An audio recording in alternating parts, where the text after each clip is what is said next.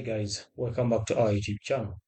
In this video, I'll show you how to fix something went wrong on ChatGPT. Now, quick one, guys. For this case, we shall come and tap on these three dots over here in the upper right corner. For my case, I'm running ChatGPT on my Chrome.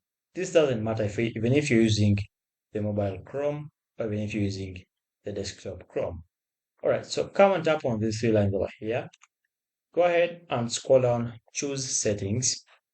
Once you choose settings, go ahead and scroll down and then choose privacy and security. Once you choose privacy and security, go ahead and choose delete browsing data. After that, go ahead and click on delete all here, like so. Once you click on delete all, then go ahead and come back to the home page over here. Then go ahead and open up a new tab. You can go ahead and close the old tab. After that, come to the search bar. Then go ahead and search for ChatGPT. Now open up the first website over here for ChatGPT, and then it will load normally. You can see, guys, it has loaded normally into my account.